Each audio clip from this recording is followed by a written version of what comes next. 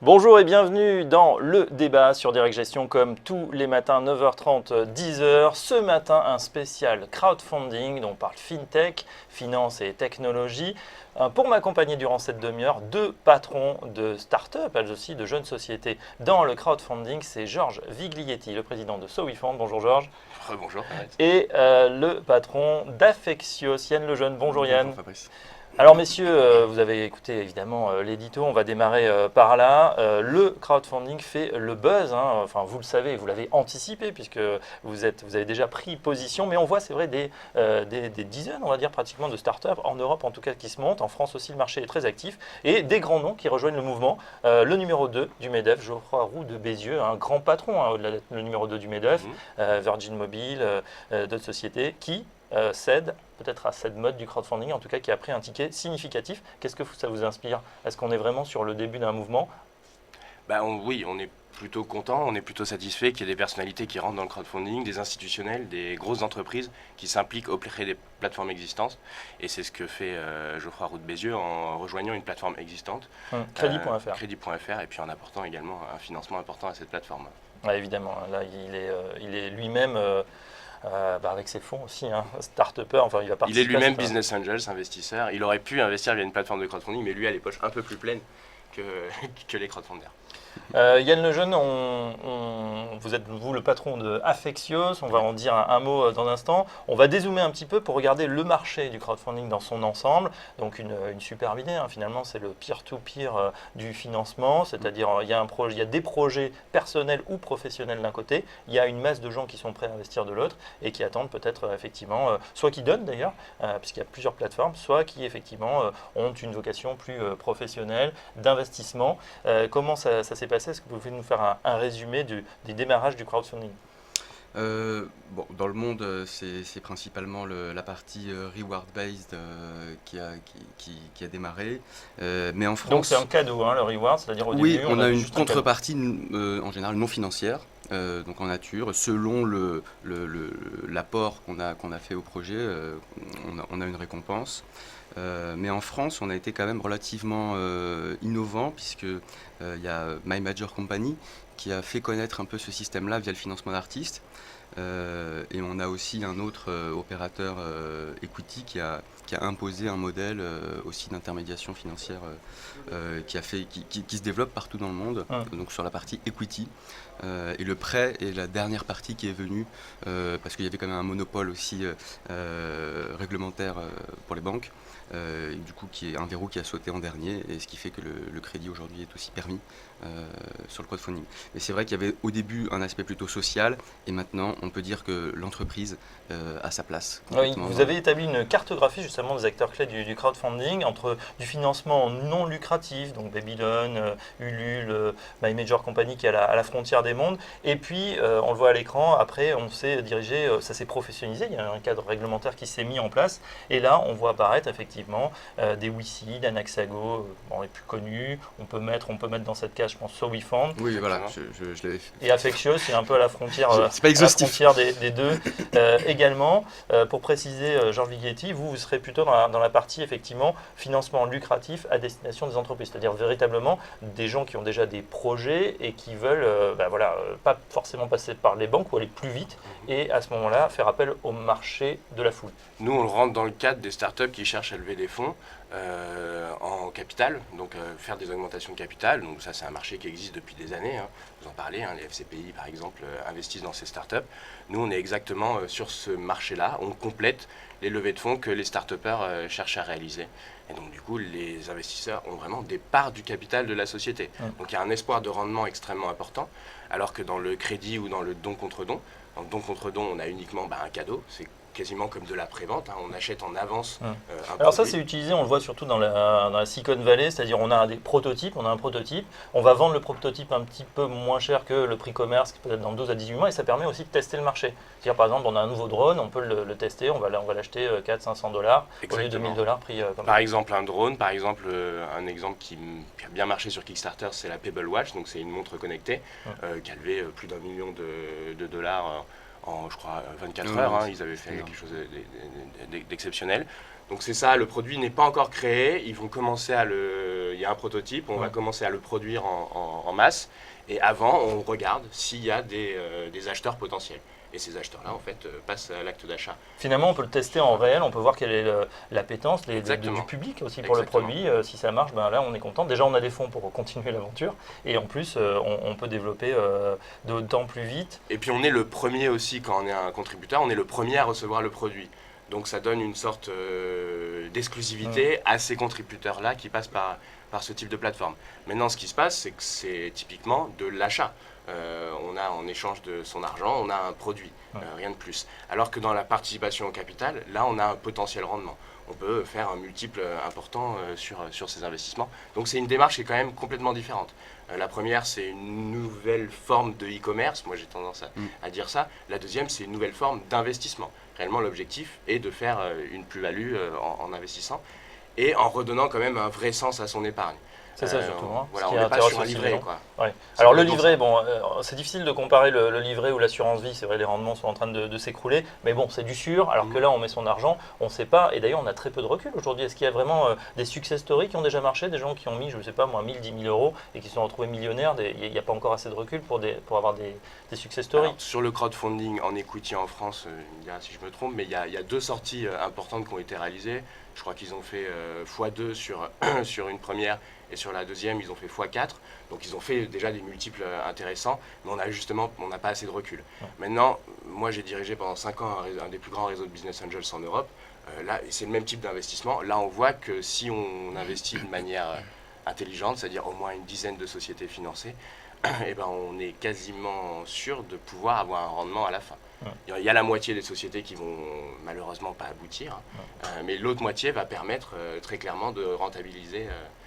Et donc le but là, c'est de diversifier. J'ajoute aussi, j'imagine moi en tout cas qu'on verra par les stats, mais qu'avec 50 actionnaires ou 70 actionnaires, l'entreprise me paraît peut-être plus pérenne à terme, on verra, qu'une entreprise qui, hors crowdfunding, en aurait eu peut-être 5 ou 10. Donc on verra si aussi le nombre augmente le taux de pérennité. Alors l'engouement, donc on l'a dit, pour le crowdfunding se fait de plus en plus sentir en France. Vous avez amené des chiffres, Yann Lejeune, plus de 70 plateformes actives, 80 millions collectés en 2013 et on a à peu près le même chiffre en 2014, ça va vite. De plus en plus de projets financés, donc qu'ils soient perso ou on va dire capitalistiques, entrepreneurs. On va regarder ce que vous faites. Oui, ces chiffres, on pouvait les multiplier par 2 puisque on a eu effectivement récemment les chiffres 2014, début 2015, donc là on peut... Et puis le phénomène est mondial, près de 600 plateformes dans le monde, peut-être même plus maintenant. Oui, c'est ça, on peut largement plus, puisque c'était effectivement fin. Ça fait x2 tous les ans à peu près, donc il faut mettre à jour, là on est à x2 par rapport à 2013. Donc ça veut dire aussi que tout le monde ne va pas survivre, même dans ce petit monde, mais qui grossit du crowdfunding. C'est quoi aujourd'hui qui fait le succès d'une plateforme? C'est là aussi le taux d'utilisation, le nombre de beaux projets qu'il y a?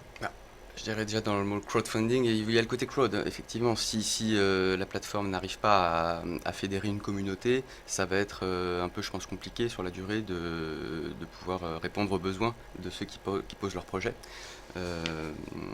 Mais en même temps, je pense qu'il y a aussi une sectorisation qui se fait. Au début, il y avait principalement des opérateurs un peu généraux pour l'entreprise. Et là, on peut voir qu'il y a des plateformes pour l'immobilier, pour l'énergie solaire, pour l'innovation, pour même la pharmacie, pour le cinéma. Voilà, donc c'est peut-être aussi ça l'évolution du marché, c'est une spécialisation par secteur, c'est possible. Alors un mot d'Affectios, vous vous positionnez comme une plateforme un petit peu atypique dans le sens où vous allez proposer une palette de services à ceux qui rejoignent votre écosystème, j'ai envie de dire. Dites-nous un peu plus sur votre modèle. Oui, en fait on est un peu complémentaire du modèle de Sowifone qui eux donc ont le statut d'intermédiaire financier reconnu par l'État. Nous on a opté pour un modèle technologique où on ne souhaitait pas intermédier la relation entre l'entreprise et ses investisseurs. Donc on s'est occupé sur la techno, sur la techno de fournir une solution pour dématérialiser les transactions. Et ensuite, une fois que la collecte est faite, donc l'augmentation de capital, des outils pour gérer la relation actionnariale sur la durée. Donc nous, notre client, c'est pas le particulier investisseur, on n'a aucun conseil à lui donner. Nous, notre client, c'est l'entreprise. Et on lui fournit une solution et on l'aide à C'est-à-dire que paramétrer. vous êtes en deuxième niveau, une fois que vous pouvez aider, évidemment, vous avez une solution et un partenaire pour une levée de fonds, mais ensuite c'est surtout une batterie de solutions pour gérer les relations avec les actionnaires. C'est-à-dire que vous allez dire, bah tiens, voilà, on a levé de fonds, on a peut-être 50, 100, peut-être demain 200 ou plusieurs milliers d'actionnaires. C'est compliqué, comment on va communiquer, comment on va Oui. envoyer les rapports, comment on va les informer. Là, Oui. vous proposez des outils pour que les sociétés, une fois finalement peut-être qu'ils sont passés par ce WeFund, qu'ils ont fait leur levée, puissent communiquer très facilement, de manière très fluide avec leurs actionnaires. Au-delà même de la communication, il y a l'aspect légal de l'Assemblée générale. Ouais. Quand on est une petite entreprise, on n'a peut-être pas envie effectivement de louer une salle de 200 personnes et avec les frais de bouche qui vont avec ou autre. Donc la technologie, c'est aussi donner accès à des plus petites entreprises, ce que ont aujourd'hui, j'ai envie de dire, des entreprises du CAC 40, mais j'exagère, mais eux, ils ont toujours une rubrique investisseur avec toute une offre de services. L'idée d'Internet et de la réduction des coûts que permet cette nouvelle techno, c'est d'offrir à des plus petits des solutions innovantes et simples pour qu'en quelques clics, je puisse effectivement inviter mes actionnaires, tenir mon assemblée générale, faire les votes en ligne, générer mon procès verbal, le signer électroniquement. Mais ça, on va se dire, c'est pas forcément réservé à ceux qui font du crowdfunding. Aujourd'hui, il y a plein de sociétés où ils ont, vous le savez bien, puisque avec les business angels, ils sont un peu partout, soit en France, soit dans le monde, soit en vacances, c'est compliqué, il faut les réunir tous au même moment, il faut des signatures. Ça peut finalement intéresser toutes sortes de petites Ça marchait à entreprises. part entière, mais c'est vrai que nous, on a voulu démarrer par l'augmentation de capital, maintenant les assemblées générales, et puis on imagine aussi d'autres services. Nos clients entreprises nous font part aussi de besoins, donc on est vraiment dans une logique d'édition, de solutions par rapport aux besoins clients entreprises. Un mot sur la réglementation qui a beaucoup évolué. On est un espèce de paradis aujourd'hui quand même pour ce crowdfunding. En tout cas, ça s'est bien libéralisé. On peut maintenant investir jusqu'à 1 million d'euros dans ces jeunes pousses. Qu'est-ce qui manque aujourd'hui pour que ça se développe encore plus, selon vous, Georges Viglietti? Alors pour moi, ce qui manque, c'est donner la possibilité aux plateformes de crowdfunding de faire un tout petit peu plus d'activités que ce qu'elles ont le droit de faire aujourd'hui. Aujourd'hui, une plateforme de crowdfunding equity, donc conseiller en investissement participatif, nous on a été un des premiers à avoir cet agrément, ne peut uniquement que conseiller ses clients et ne peut faire aucune autre activité. Quand on connaît le type de business model qui est mis en place dans ces plateformes, il faut nous donner la possibilité de faire d'autres activités annexes que chacune des équipes peut faire, par exemple de l'édition de logiciels, par exemple du conseil marketing, voilà, des choses comme ça que nous n'avons pas le droit, étant donné que nous sommes une activité réglementée par l'AMF, de faire aujourd'hui. Voilà, un petit peu plus de souplesse. En investissement participatif, ça c'est le premier statut. Il y a aussi PSI, prestataire de services d'investissement. Donc c'est soit l'un soit l'autre, mais finalement il est aujourd'hui un peu réducteur. Vous voudriez peut-être vous diversifier ensuite plus dans le conseil, accompagner finalement ces sociétés parce qu'elles ont d'énormes besoins derrière la levée de fonds. Exactement. Alors déjà on les accompagne sans se faire rémunérer, ça c'est une certitude. On a besoin de le faire parce que nous, ce qui nous intéresse, c'est que nos projets aillent au bout et donnent de la plus-value et du rendement à nos investisseurs. Donc on le fait. Mais il y a d'autres services, typiquement c'est vraiment celui-là, une édition de logiciels ou réalisation graphique qu'on pourrait vendre à nos sociétés, mais également à d'autres entreprises et nous permettre de réaliser un petit peu plus de chiffre d'affaires pour la structure, je veux dire. Parce qu'on rappelle le business model pour vous cette fois, finalement c'est ce qu'on appelle au success fee, c'est une fois que la levée va être faite, donc vous travaillez finalement un petit peu à fond perdu ou sans rémunération jusqu'à ce qu'il y ait la levée de fonds avec le public, et une fois que c'est fait, que vous avez levé, on va dire 100, 200, 300 000 euros, là vous vous rémunérez un petit pourcentage. C'est ça, là on prend un pourcentage entre 5 à 8% de la levée de fonds à l'entrepreneur. Et on a un autre business model qui est pas le cas chez toutes les plateformes, nous c'est à la sortie, c'est-à-dire qu'une fois que la société a été revendue et que nos investisseurs ont pu récupérer leur argent et leur plus-value, là on va prendre un pourcentage de cette plus-value-là. Et ce business model-là pour nous il est clé, on ne veut surtout pas l'abandonner parce que ça nous oblige pour être rémunéré à terme, ça nous oblige à sélectionner les meilleurs dossiers et vraiment à étudier les dossiers de manière la plus attentive possible. Parce que ce n'est pas uniquement nos investisseurs qui vont gagner de l'argent, c'est aussi nous. Donc c'est vraiment la clé. Et pour revenir sur votre question, qu'est-ce qui va faire qu'il y a des acteurs qui vont subsister et d'autres non? Moi je crois que c'est ça. C'est vraiment la qualité des dossiers et le potentiel que chacune des plateformes aura à apporter du rendement à ses investisseurs. Alors justement, on va regarder quelques dossiers que vous avez sélectionnés dans le détail. Ça sera dans un instant, dans la seconde partie du débat. A tout de suite avec mes invités Georges Vighetti et Yann Lejeune. À tout de suite.